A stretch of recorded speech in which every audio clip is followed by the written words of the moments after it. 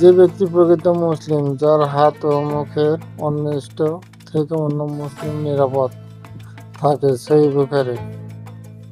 নিশ্চয় প্রত্যেক কষ্টের সাথে রয়েছে স্বস্তি। সূরা আশ-শারা।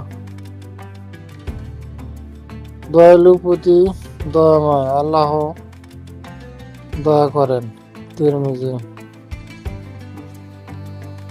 জ্ঞান অর্জন করা প্রত্যেক মুমিনের জন্য বা মুসলমানের জন্য ফরজ।